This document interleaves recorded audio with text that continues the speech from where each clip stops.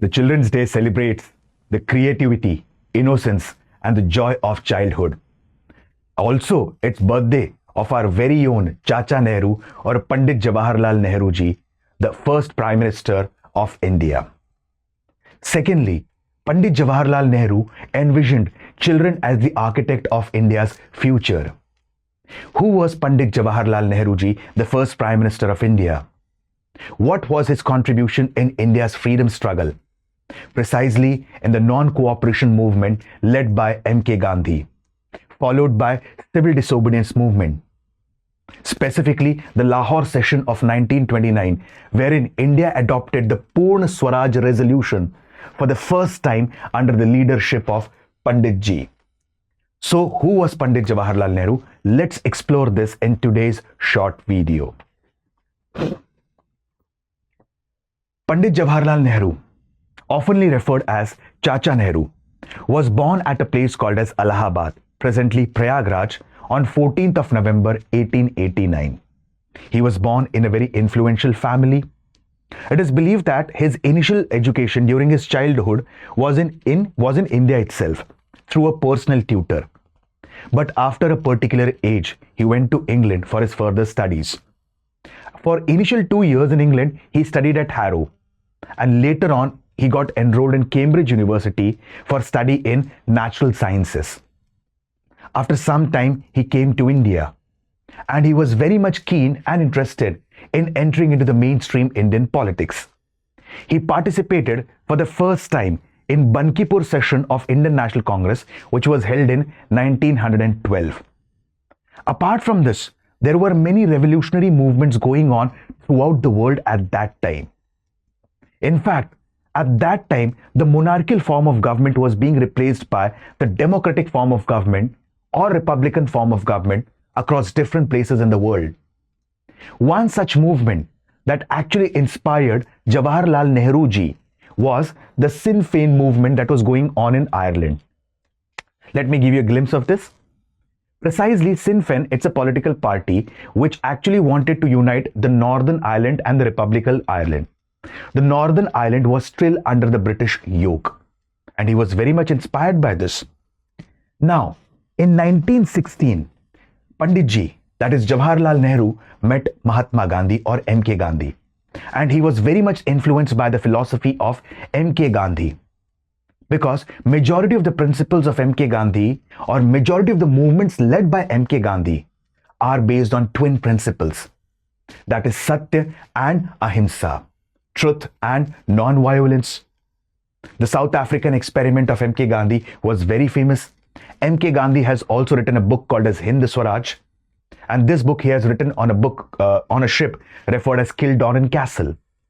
So in short, Pandit ji was very much inspired by the philosophy of M.K. Gandhi, and he was also participant in majority of the movements. Like, I'll give you an example. There is one of the districts in the region of Uttar Pradesh, that is Pratapgarh district, quite close to Allahabad or Prayagraj. Therein, he participated in the Kisan March in 1920. Apart from this, he was also made as a secretary of the Home Rule League movement that was initially initiated by Annie Besant and Bal Gangadhar Tilak ji. He was an active participant in the non-cooperation movement, and in fact, many historians do believe that Pandit ji was jailed twice during the non-cooperation movement. Now, let me give you a small glimpse of the non-cooperation movement and what were the factors that led to non-cooperation movement. Rowlatt Act, approximately around 1919, it actually began from 1917 itself. An act was being drafted which is referred as Revolutionaries and Anarchical Crime Act 1919. And the act was drafted by Sir Sidney Rowlatt. As per this act, anyone could be arrested just on the basis of suspicion, and that too without a warrant. And in that case, that person would be jailed for the next 2 years without producing him in front of a district magistrate. This violated the writ of habeas corpus. And against this, Mahatma Gandhi started nationwide hartal on 6th of April 1919. This was also followed in the region of Punjab. And in the region of Punjab, two important leaders of Congress were being arrested, Dr. Satyapal and Dr. Saifuddin Kichlu. And due to arrest of these leaders, there was a peaceful protest in Jallianwala Bagh. And the entire region of Punjab was put under martial law. At that time, Lieutenant Governor of Punjab, Michael O'Dyer, ordered Brigadier General Reginald Dyer to open firing on the unarmed crowd. As per historical records, approximately 10 to 15,000 persons were caught under the hails of bullets for the next 15 to 17 minutes. Firing stopped only when the ammunition got over. And this horrific incident in the history of modern India is referred as Jallianwala Bagh massacre. After this, Britishers formed a committee, also referred as Disorder Inquiry Committee or Hunter Committee. Rabindranath Tagore ji renounced his knighthood. M.K. Gandhi returned back his Kesare Hind Gold Medal, and he called this act as a mistake of Himalayan magnitude and said, Britishers have completely lost the moral authority to govern this nation. Apart from this, another campaign of All India Muslim League was going on in India. During World War I, Turkey was on opposite side of Britain. And at the end of the World War I, Treaty of Versailles and Treaty of Sevres was signed. And harsh terms and conditions were imposed on Turkey. As a part of this, it is believed that the position of caliph was being abolished and a democratic form of government was imposed in Turkey. And this hurted the sentiments of the Muslims across the world, precisely in India. So all these factors led to non-cooperation movement.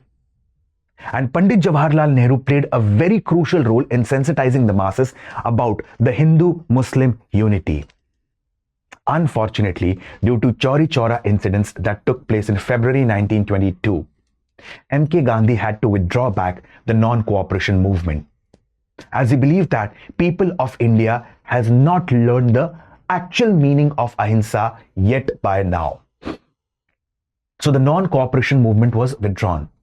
And due to abrupt withdrawal of non-cooperation movement, there were many leaders of Indian National Congress who disliked this policy of M.K. Gandhi, such as N.C. Kelkar, C.R. Das, that is Chitranjan Das ji.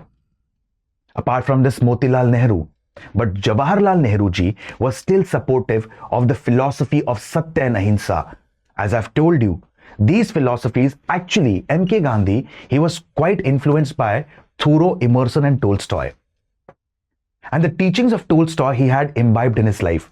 And same thing was replicated by the first Prime Minister of India, Jawaharlal Nehru.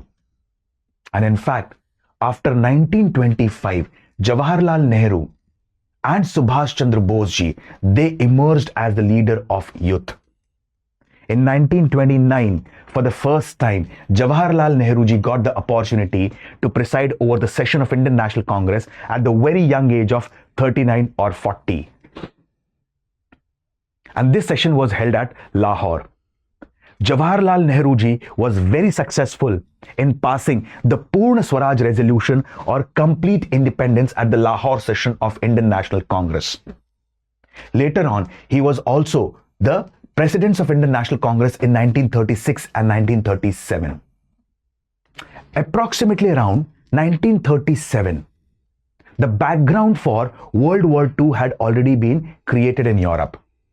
And now Britishers wanted to garner the support of Indians in the war. So they started using a pacifist tendency.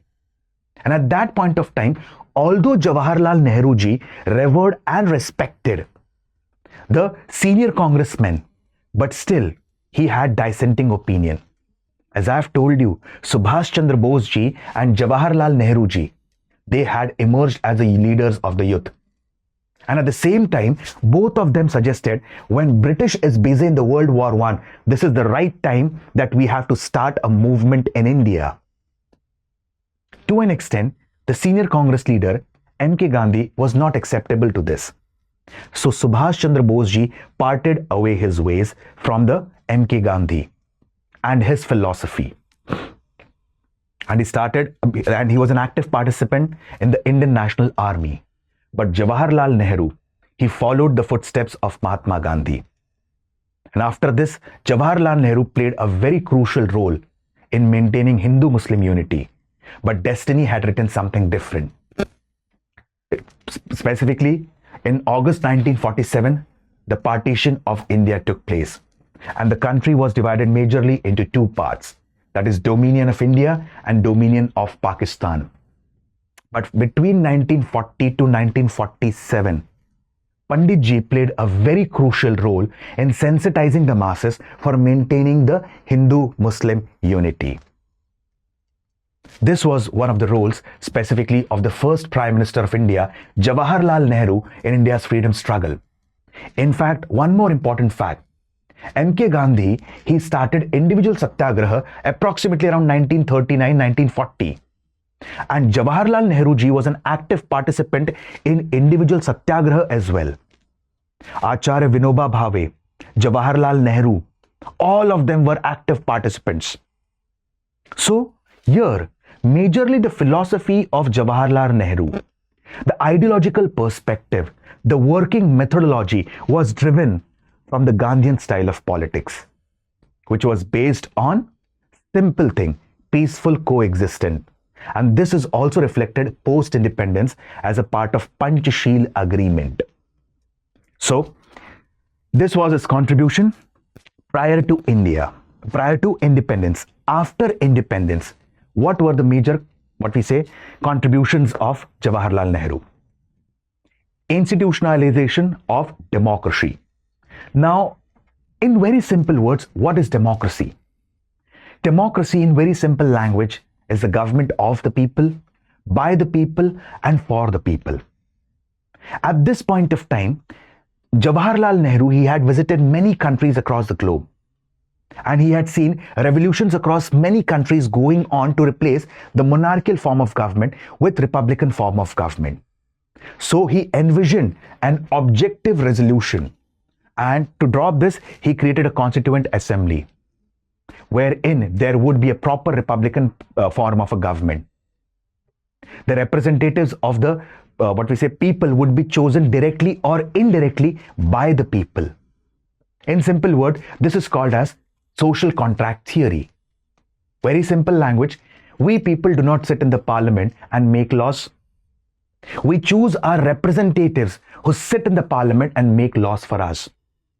They make laws for our benefits. They make laws for our welfare.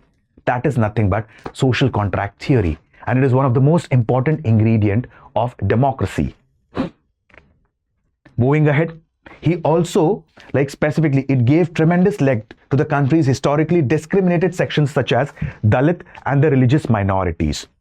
So you can observe that this is also reflected in our present day constitution, precisely Article 25 to 30. Apart from this idea of secularism, the sessions of Indian National Congress. See, we do learn from our past experiences. I'll give you a very small example. Indian National Congress first session was held at Bombay. And the very first session was presided by Vomesh Chandra Banerjee and attended by approximately 72 delegates. The second session was held at Calcutta and presided by the Grand Old Man of India, Dada Bhai Navroji. And at that time, the number of delegates, it was approximately 436 to 440 delegates. So with the passage of time, the number of delegates in the Indian National Congress were increasing. And they came from diversified background, diversified different parts of the country. So basically, the sessions of Indian National Congress actually helped out in forging the unity across the country. In fact, Britishers always have played the card of divide and rule. In fact, as a part of Simon Commission, Britishers have played the card of regionalism. But at that time, Pandit Ji, Jawaharlal Nehru, oftenly referred as Chacha Nehru, believed that regionalism is an antidote to nationalism. And in that case, if nationalism has to live, regionalism has to die. So he promoted the idea of secularism. Okay? Then, welfare state. Specifically at that time, when India got independent, majority of the parts of India were living specifically in poverty. Apart from that, rising unemployment. There needs to be proper attention that needs to be paid on development of industries along with development of agriculture. And Jawaharlal Nehru envisioned this policy of welfare state in his 5 years plan. So the basic purpose was, this notion derives the policy of successive government that poverty and inequality in India cannot be tackled only by the market. So in that case, there needs to be proper focus on economic development of all the sections of the society. And for that, you not only need to focus on agriculture or industry, there needs to be parallel development of both the sections. That is agriculture and its allied activities, apart from that, development of industries. This was also reflected in the first and second 5-year plan. Establishing institutions of excellence.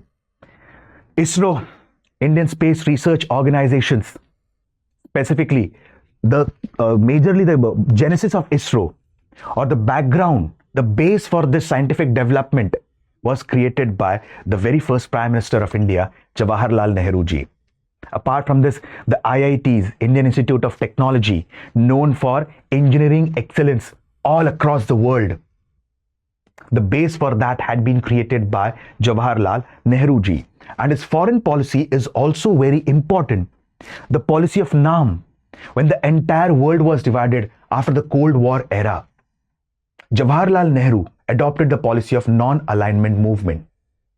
Apart from this, in 1954, specifically, panchsheel agreement was reached between India and China. And as a part of panchsheel agreement, there were certain important aspects that were being promoted by Pandit ji, that is Jawaharlal Nehru ji, such as mutual coexistence, mutual respect for each other's sovereignty, mutual non-interference in each other's internal affairs, peaceful coexistence. And all these were the ideas that, or we can say that it was nothing but the brainchild of Jawaharlal Nehru ji. So this was, in short, the contribution of Pandit ji prior to independence and to an extent after independence. With this, I'll stop my words for the day. See you guys. Thank you and have a wonderful day. Happy Children's Day to all of you.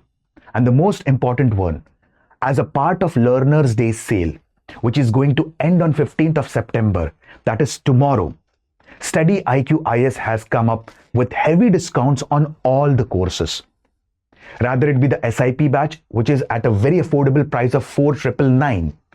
And apart from this, heavy discounts are available for GS 2027 P2I Foundation batch and similarly for 2028 batch. One can visit the website of StudyIQ IS English, and there you will get the entire information in quite depth and detail. So use the code Alok Live that is flashing on your screen to get the benefits of these batches. The PDF of this part would be uploaded on my Telegram channel, history_Alok Ojha. Presently, I'm also going through the classroom series of modern Indian history. So please do watch the videos on YouTube of modern Indian history as well. Thank you, friends. Have a very good day. Once again, happy Children's Day to all of you.